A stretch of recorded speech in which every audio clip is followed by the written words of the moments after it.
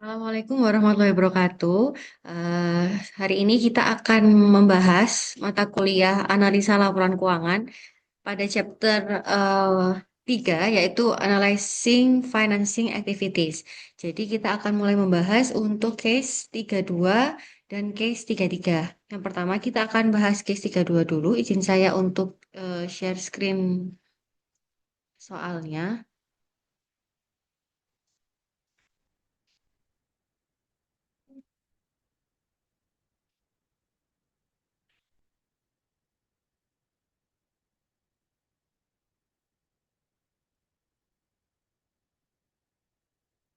Oke, jadi di sini kita masuk ke pembahasan yang chapter 3 di mana terkait analyzing financing activities. Jadi di sini kita akan melihat bagaimana laporan keuangan perusahaan itu dalam mencerminkan aktivitas operasionalnya, aktivitas operasional perusahaannya.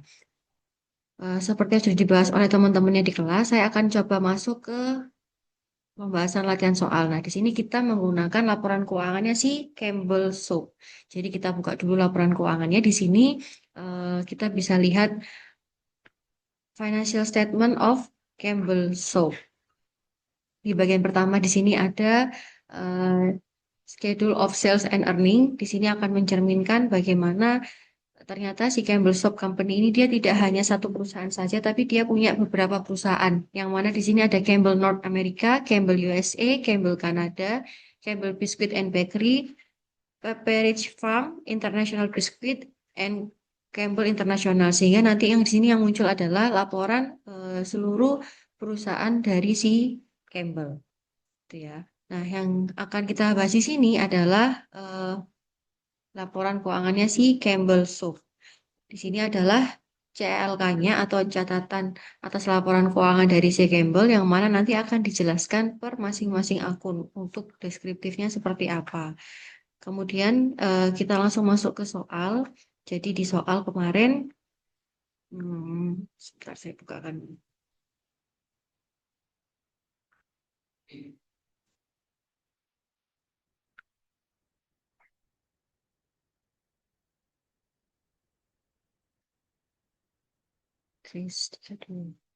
Nah, jadi di sini ada soal yang akan kita bahas.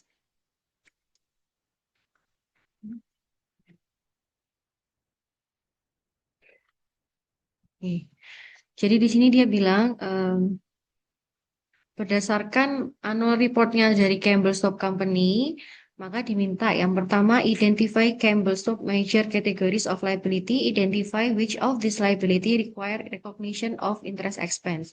Jadi yang pertama untuk soal yang poin A, di sini kita diminta untuk menentukan apa saja kategori eh, kategori liabilitas yang dimiliki oleh si Campbell Soup,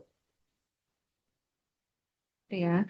Yang kedua, yang poin B, kita diminta untuk melakukan rekonsiliasi terkait eh, long term borrowing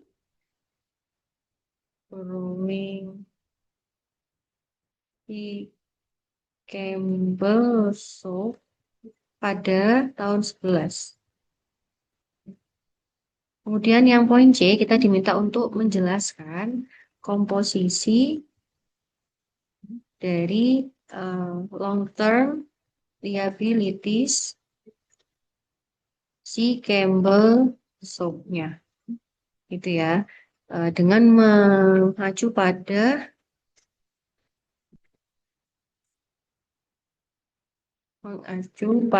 keterangan note 19.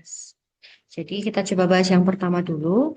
Nah, di sini kita harus lihat dulu nih struktur laporan keuangan dari si Campbell Soup itu seperti apa. Kita lihat di laporan keuangannya pada bagian balance sheet atau neraca, gitu ya. Jadi di neraca kita lihat untuk laporan keuangannya. Nah, ini kita sudah lihat, ini statement of funding. Nah, ini balance sheet. Nah, untuk menentukan apa saja kategori liabilitas yang dimiliki oleh Campbell Soup ini, maka kita perlu eh, membuka laporan neracanya pada bagian current liabilities. Jadi di current liabilities itu nanti teman-teman bisa lihat data apa saja hutangnya dan short term maupun long termnya seperti apa, gitu ya. Nah, di sini kalau berdasarkan laporan neracanya atau balance sheet-nya, nih ya, eh, Campbell Shop itu dia melaporkan beberapa kategori dari liabilitasnya. Ada tiga di sini. Yang pertama interest bearing, yaitu terkait short term and long term liabilities. Kemudian yang kedua ada non-interest bearing short term operating obligation. Jadi ini termasuk payable dan accruals. Dan ada liability, other liabilities, yang mana ini masuk ke primarily deferred tax berkaitan dengan pajaknya. Ini ya. Ini dia bilang ada accrued income taxes, ini masuk ke others liability.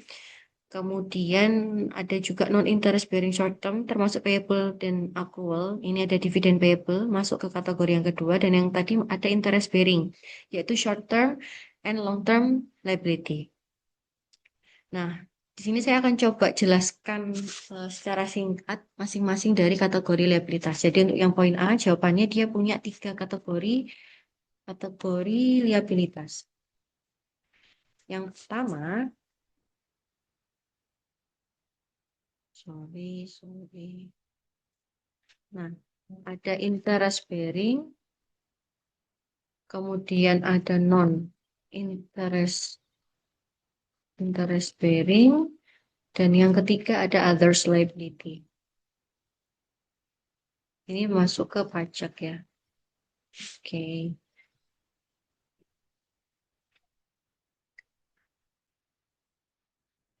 Jadi ada interest bearing, non interest bearing, sama other liabilities. Nah, kalau yang interest bearing yaitu terkait short term and long term liabilities. Jadi kategori ini itu mencakup eh, seluruh kewajiban yang menimbulkan beban bunga atau interest expense karena berasal dari sumber pendanaan yang bersifat pinjaman. Saya ulangi, jadi memang untuk interest bearing liabilities karena dia short term dan long term, di mana kewajiban ini itu menimbulkan beban bunga atau interest expense karena dia berasal dari sumber pendanaan yang bersifat pinjaman, bisa pinjaman ke bank, gitu contohnya ya. Nah, berdasarkan laporan keuangan si Campbell Soup itu, untuk short term and long term liability ini eh, ada dua hal. Kalau yang short term borrowings itu dia termasuk pinjaman bank jangka pendek dan bagian utang jangka panjang yang jatuh tempo dalam 1 tahun. Nah, dia dicatat pada bagian current liability. Jadi kalau di sini teman-teman bisa lihat ada notes payable. Kemudian pos ini akan menghasilkan beban bunga karena berasal dari fasilitas pinjaman berbunga tetap atau mengambang fixed or variable rate loan. Karena berkaitan dengan pihak ketiga atau pihak yang memberikan pinjaman. Kemudian untuk yang long term debt itu dia kita lihat di ini di laporan keuangan neracanya sudah dijelaskan bahwa untuk penjelasan long term debt itu ada di note 19. Maka kita sekarang geser ke note 19, kita coba lihat di sana ada informasi apa. Hmm. Nah, ini ya, notes payable and long term debt gitu. Jadi teman-teman bisa lihat untuk long term debt di sini dia memiliki sejumlah notes dan debentures atau kewajiban dengan tingkat bunga tetap antara 4,5% sampai dengan 8,875% dan jangka waktu jatuh temponya antara tahun 2013 sampai tahun 2041. Gitu ya, karena dia bilang di sini untuk jangka panjangnya. Kemudian komponen utamanya adalah kita bisa lihat dari suku bunga liabilitiesnya. Di sini ada 7,5% note. Teman-teman bisa geser ke ini, ke bawahnya. Long term debt consists of the following. Di sini dijelaskan bahwa yang pertama ada 7,5% notes due year 2018. Jadi jatuh temponya dijelaskan juga di sini. Due year 18, tahun ke-18. Kemudian ada 9% notes, itu due year 18. Kemudian ada 8,875% debentures, itu dia due year 2041. Seperti yang saya bilang tadi bahwa memang hutang jangka panjangnya ini dari tahun 2013 jatuh temponya sampai tahun 2041 ya. Terus kita juga bisa lihat di sini ada banyak ya, dari rate paling rendah adalah 4,5% sampai dengan 14,4%. yang mana dari seluruh instrumen ini merupakan utang berbunga tetap atau fixed rate borrowing, sehingga menimbulkan interest expense yang diakui dalam laporan laba rugi. Jadi nanti kalau teman-teman lihat di laporan laba ruginya ada akun yang namanya interest expense. Nah, interest expense ini dari mana? Ya ini tadi dia muncul karena adanya utang yang muncul atau timbul dari pinjaman.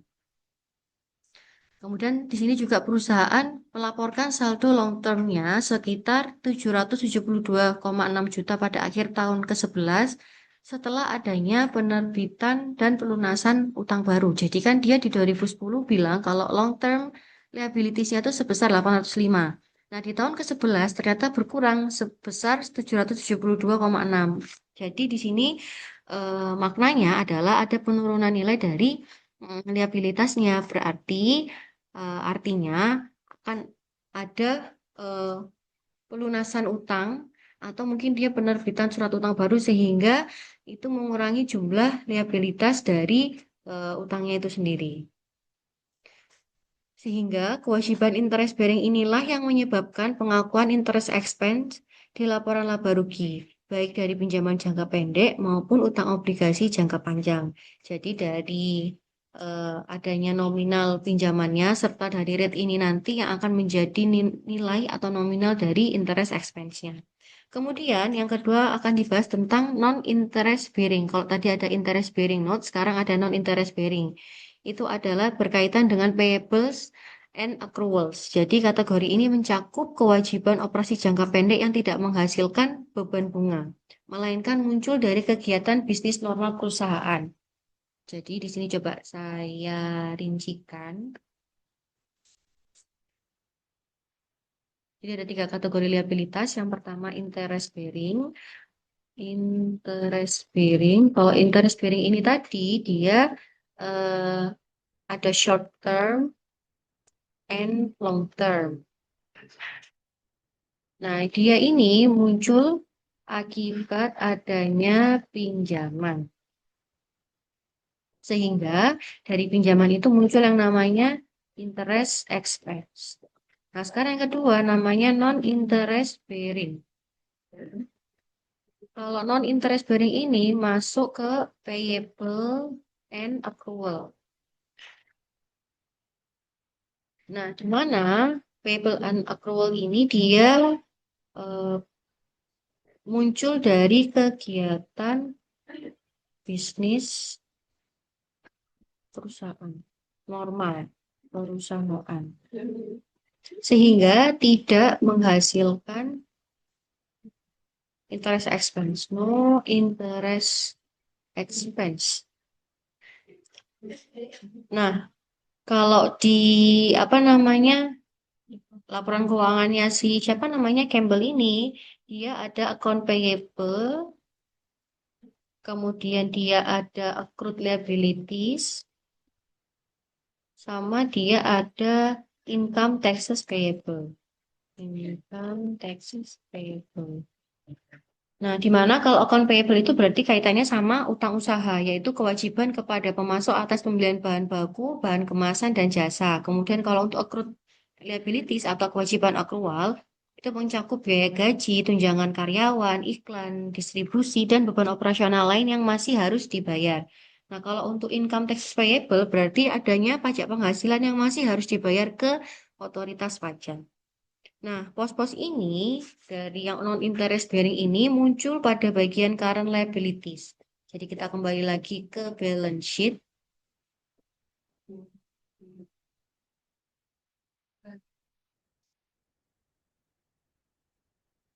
Nah, ada di post balance sheet bagian current liabilities. Nah, yaitu senilai ini ya, current liabilities.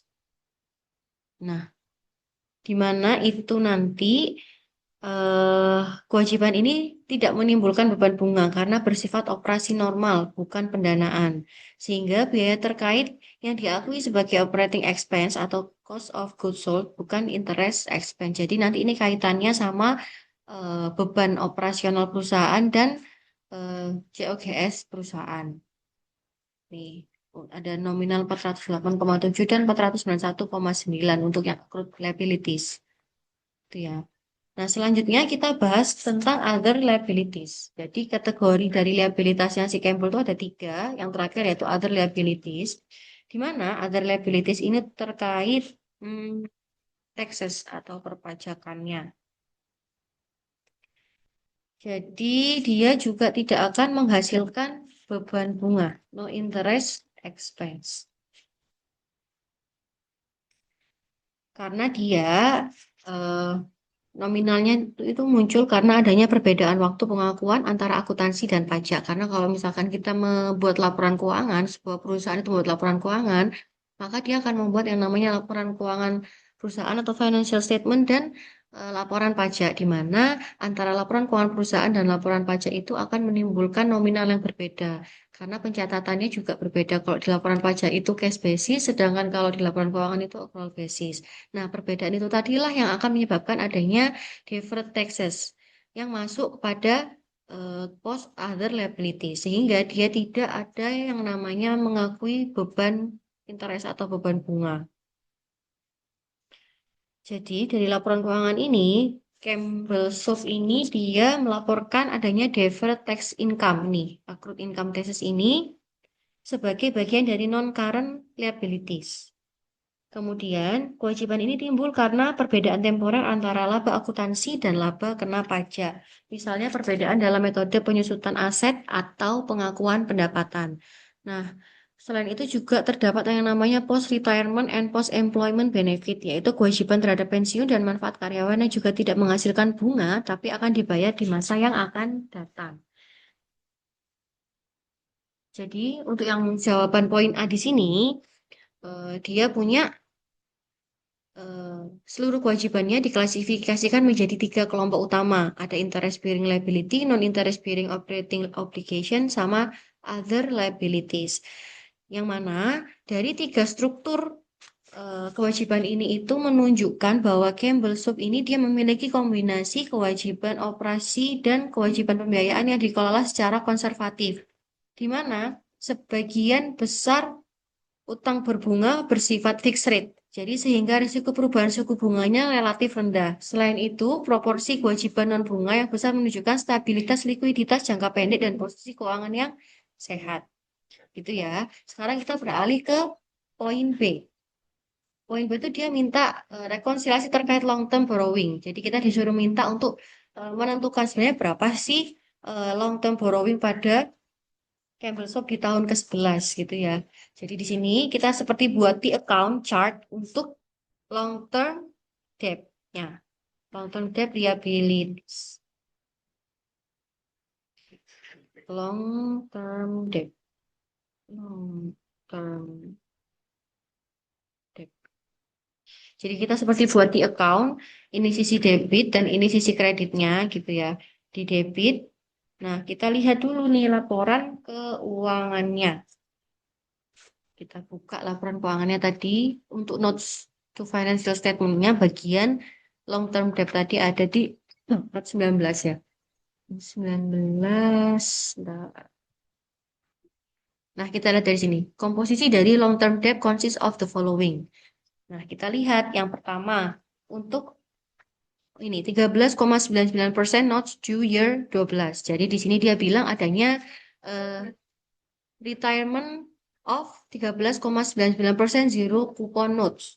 Jadi di sini dia bilang tahun ke-10, mohon maaf, tahun ke-10 ada nominal sebesar 159,7, yang mana ini nominalnya dari present value of 200 zero coupon notes net of unamortized discount of 40,3. Jadi di tahun ke-10 ada nominal 159,7, sedangkan di tahun 11-nya dia eh, tidak ada nominalnya. Berarti ini mencerminkan apa? Si Campbell ini dia melakukan pelunasan obligasi sebesar 159,7 juta yang jatuh tempo di tahun tersebut.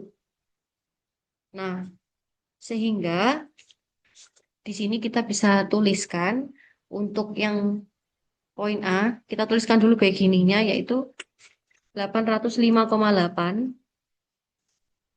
Kemudian ada pengurangan di mana dia di tahun ke-10 bayar sehingga di tahun 11 dia tidak punya saldo untuk si notes dengan rate 13,99 sehingga kita taruh di debit nominalnya sebesar 159,7. Jadi saya ulangi kalau untuk angka yang 159,7 ini dari pelunasan obligasi karena dia bilang di tahun ke-11 sudah tidak ada nominalnya. Kemudian ini untuk yang pertama. Kemudian yang kedua dari notes 9,125%. Di tahun ke-10 nominalnya 100,9, di tahun ke-11 100,6. Berarti di sini ada pengurangan. Yang mana artinya repayment of note tersebut. Dia membayar kembali untuk utang yang 9,125%. Nominalnya sebesar 0,3 dolar.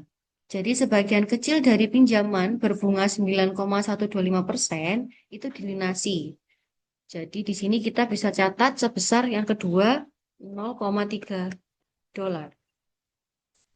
Kemudian yang ketiga dari notes yang 10,5%, dia bilang di tahun ke-10 dan tahun ke-11 itu nominalnya sama. Berarti tidak perlu adanya penjelasan atau rekonsiliasi terkait notes dengan rate 10,5%.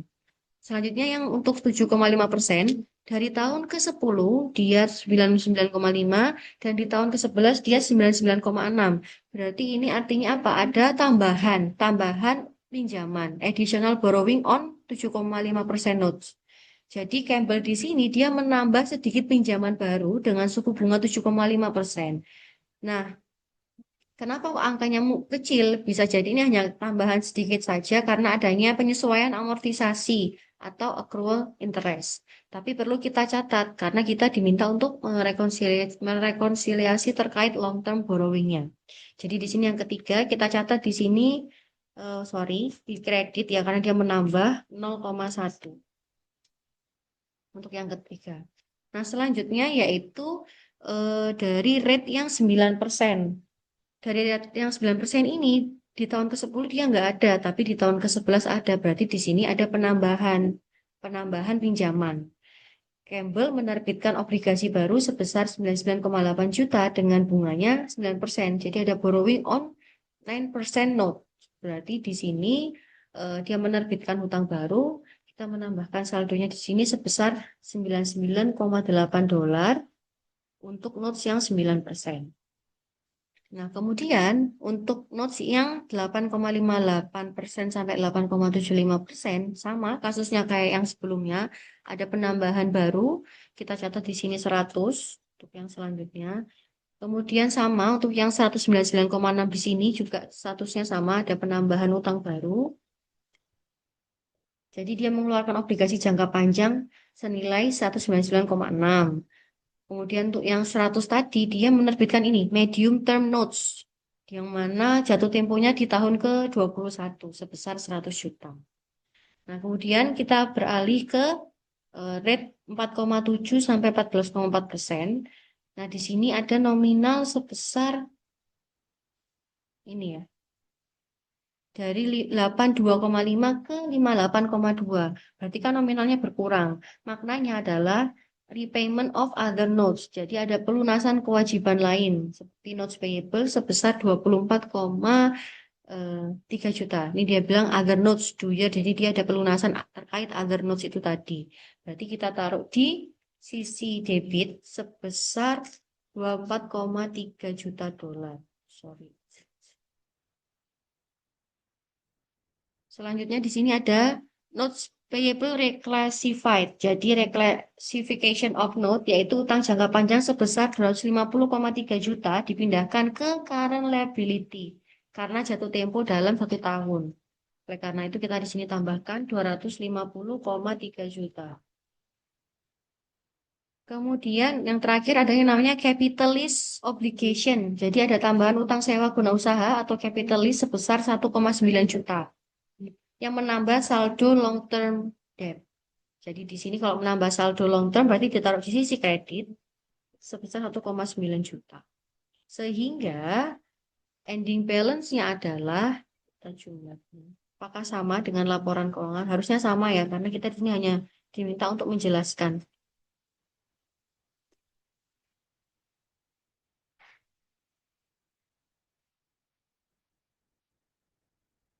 Di sini ending balance-nya kita tambah dan kita kurang. Ini dikurangi ini, dikurangi. Jadi yang kredit dikurangi yang debit karena kan saldonya kontra. Kemudian ditambah ini, yang bagian kredit. Harusnya saldo ending balance-nya sama, yaitu 772,6. Sorry, kurangin. Hmm, nih, kok nggak sama ya? 772,6. Oh, kurang ini satu. Belum dimasukkan. Nih, sorry tambah. Nah, sudah sama. Jadi ini adalah penjelasan untuk yang soal poin B. Jadi kita diminta untuk menjelaskan terkait perubahan dari tahun ke-10 ke tahun 11.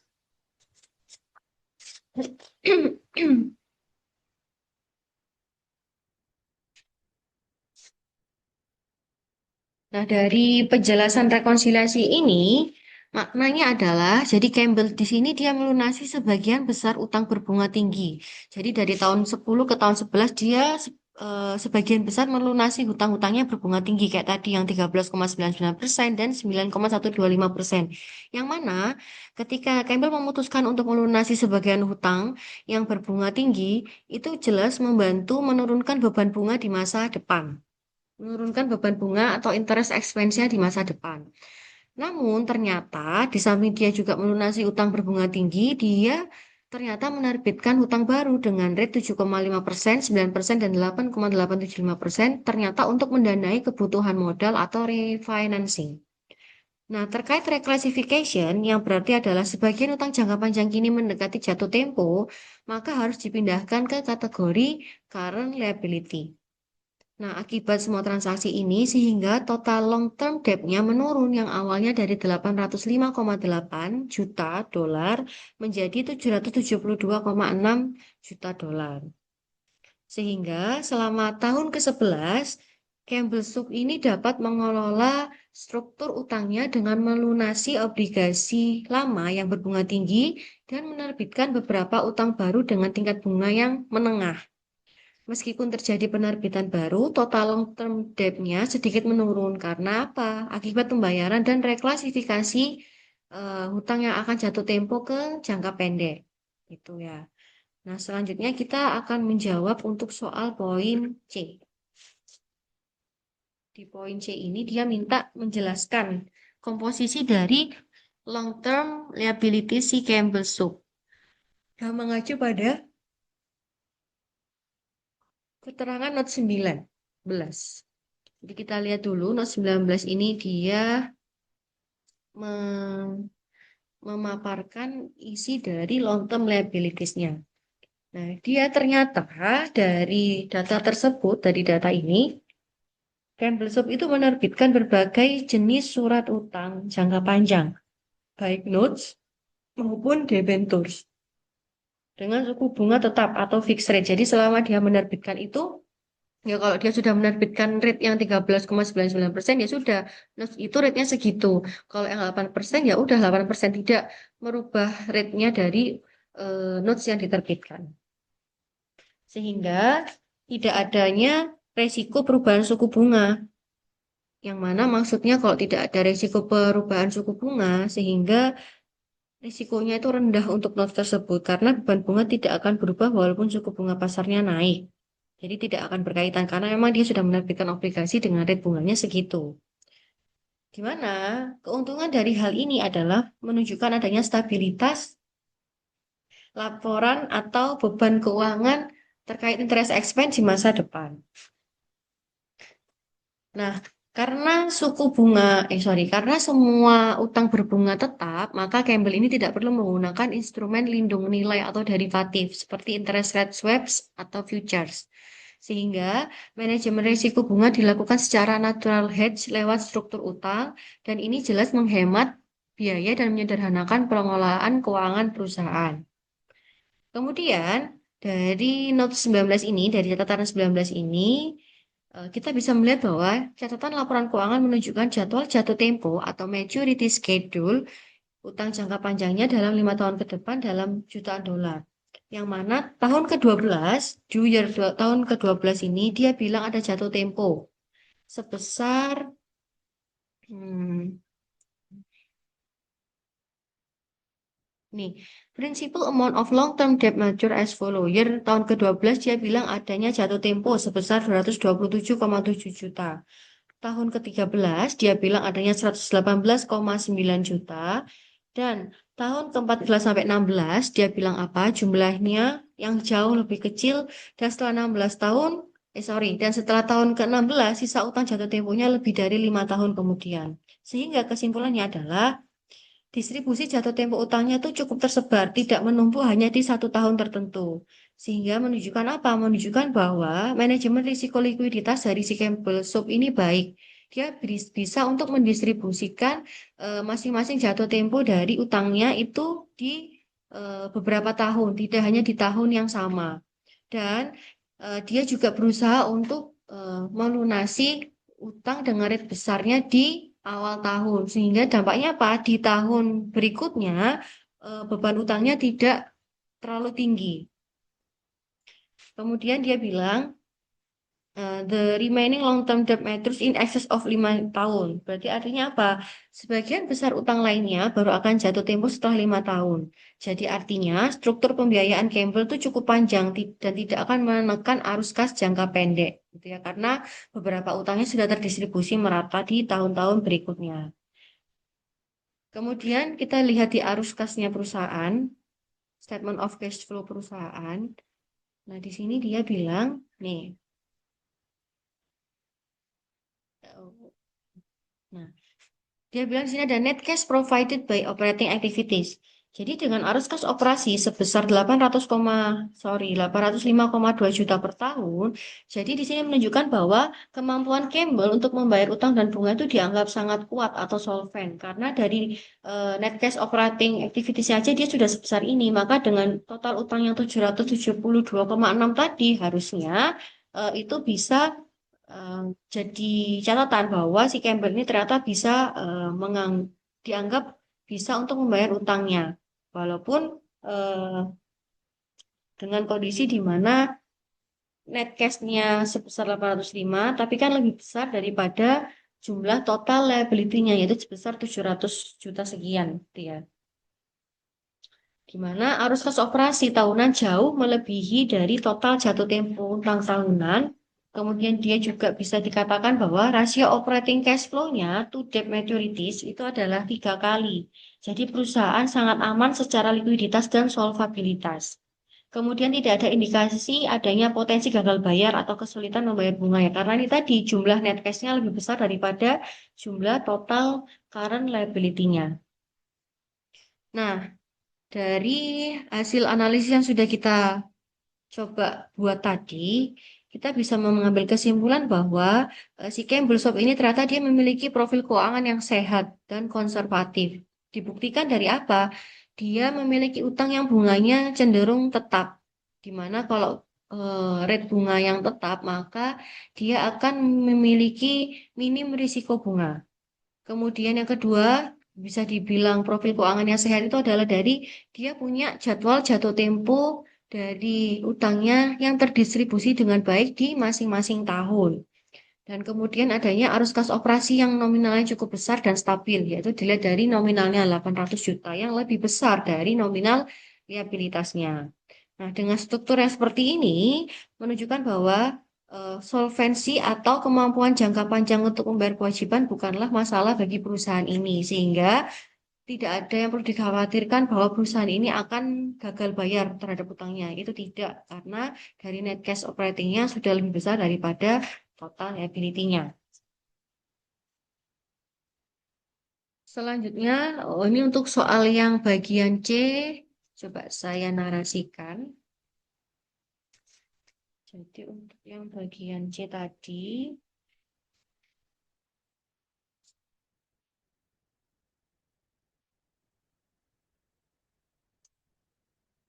hmm, jadi Campbell Soup dia menerbitkan berbagai jenis surat utang jangka panjang. dengan suku bunga tetap. Jadi kata kuncinya di sini adalah suku bunga tetap.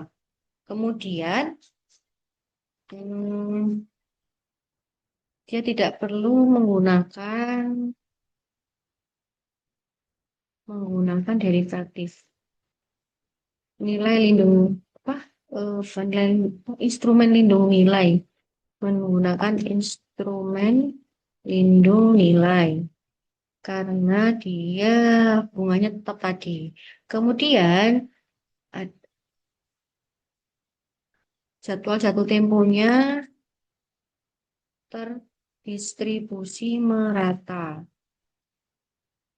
Hmm, Kemudian dia bilang dengan arus kas operasi yang lebih besar dari total current liability, maka maka kemampuan untuk membayar utang dan bunga dianggap sangat kuat atau solvent. Oke.